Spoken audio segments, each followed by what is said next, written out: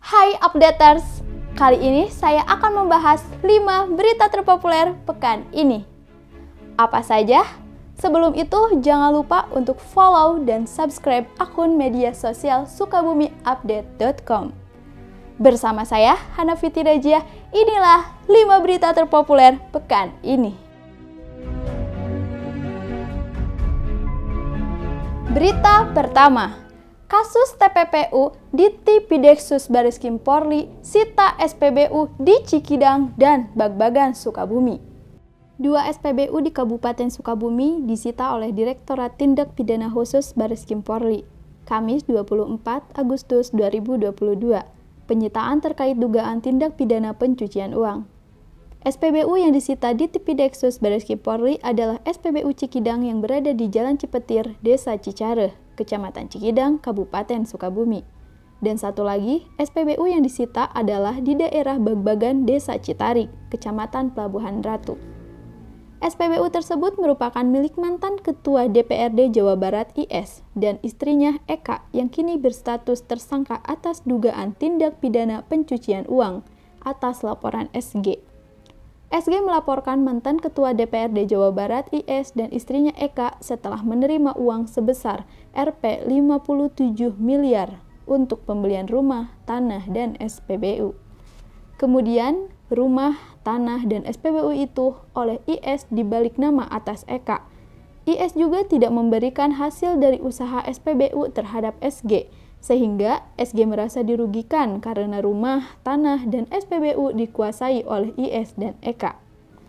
Akibat perbuatannya itu, IS dan Eka dijerat pasal 378 KUHP dan atau 372 KUHP dan pasal 3, pasal 4, dan pasal 5 Undang-Undang Nomor 8 Tahun 2010 tentang pencegahan dan pemberantasan tindak pidana pencucian uang. Berita kedua, disita Bareskrim Polri, SPBU di Cikidang dan Bagbagan Sukabumi tetap beroperasi. 2 stasiun pengisian bahan bakar umum atau SPBU di Kabupaten Sukabumi yang disita Direktorat Tindak Pidana Ekonomi Khusus atau di Tipideksus Bareskrim Polri dipastikan tetap beroperasi seperti biasa. Diketahui, penyitaan tersebut dilakukan pada Kamis 25 Agustus 2022. SPBU yang disita adalah SPBU Cikidang di Jalan Cipetir, Desa Cicareh, Kecamatan Cikidang. Kemudian, SPBU di Jalan Bagbagan, Desa Citarik, Kecamatan Pelabuhan Ratu. Kedua SPBU ini milik mantan Ketua DPRD Jawa Barat IS dan istrinya Eka, yang kini berstatus tersangka dugaan tindak pidana pencucian uang atau TPPU. Pengawas SPBU Cikidang, Budiman, mengaku tidak mengetahui apapun terkait penyitaan SPBU tempatnya bekerja. Namun, Budiman tetap mengikuti instruksi kepolisian berdasarkan arahan pemilik SPBU.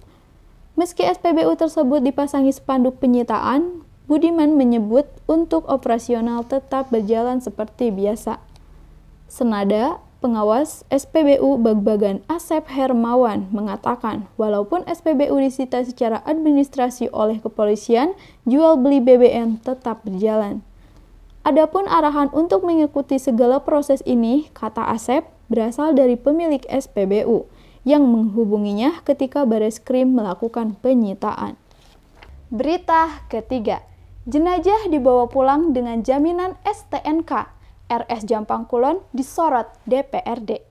RSUD Jampang Kulon menjadi sorotan anggota DPRD Kabupaten Sukabumi, Andri Hidayana.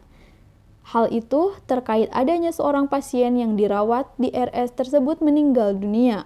Lalu ketika jenazahnya akan dibawa pulang, ditahan oleh pihak RS. Andri menyatakan pasien yang meninggal dunia di RS itu seorang wanita berusia 35 tahun warga Kampung Rancamadun RT 3 RW 9, Desa Caringin Nunggal, Kecamatan Waluran, Kabupaten Sukabumi. Pasien tersebut masuk rumah sakit pada Rabu 24 Agustus 2022 sekitar pukul 18.00 waktu Indonesia Barat dan meninggal pada Kamis 25 Agustus 2022 sekitar pukul 12.00 waktu Indonesia Barat.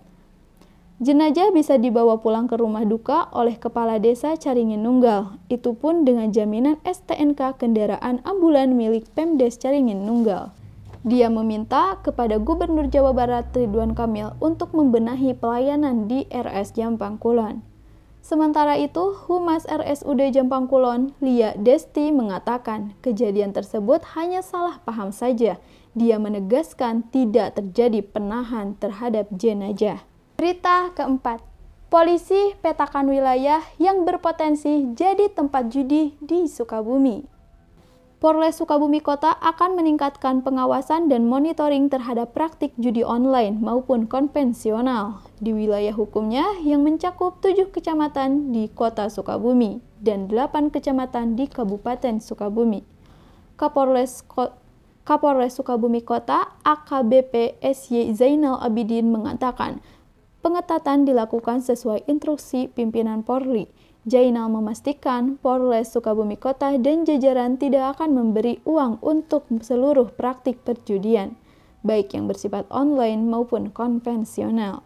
Zainal mengatakan, Polres Sukabumi Kota berkomitmen memberantas praktik perjudian, terutama online. Salah satunya dengan melakukan pemetaan wilayah yang dinilai berpotensi menjadi tempat perjudian. Tetapi, Zainal tak menjelaskan rinci tempat-tempat tersebut di mana. Zainal meminta masyarakat menjauhi perjudian dan tak mudah terbujuk. Masyarakat juga diimbau berperan aktif melaporkan jika ada praktik perjudian di lingkungannya. Berita kelima, berbekal sajam, sekelompok pemuda disinyalir akan tawuran di Ciracap, Sukabumi. Polisi mengamankan 8 senjata tajam dan beberapa motor milik sekelompok pemuda yang disinyalir akan melakukan tawuran di Kecamatan Ciracap, Kabupaten Sukabumi, Kamis 25 Agustus 2022 malam. Selain sajam dan motor, polisi juga menciduk 2 pria. Kapolsek Ciracap, Ibtu Tatang Mulyana mengatakan, sekitar pukul 20.00 waktu Indonesia Barat, petugas jaga Polsek Ciracap menerima informasi dari masyarakat bahwa di lapang bola Cirangkong, Ciracap ada sekumpulan pemuda yang sedang nongkrong dengan membawa senjata tajam. Polisi yang mendapat laporan itu kemudian datang ke lokasi dan para pemuda itu kabur. Di lokasi tersebut ditemukan 8 senjata tajam, kemudian 6 sepeda motor dan seorang pria. Polisi kemudian melakukan penyisiran juga patroli di sekitar lokasi. Lalu, sekitar pukul 24.00 waktu Indonesia Barat, petugas mengamankan lagi 1 pria. 2 pria itu berinisial AG dan DN. Demikian 5 berita terpopuler yang telah dirangkum oleh tim redaksi SukabumiUpdate.com. Terus ikuti SukabumiUpdate.com untuk mendapatkan berita terbaru dari kami. Jangan lupa untuk follow akun sosial media kami, Instagram, YouTube, Facebook, Dailymotion, TikTok, dan Snack Video. Saya Hana Fitri Rajia, sampai jumpa di 5 berita terpopuler pekan berikutnya.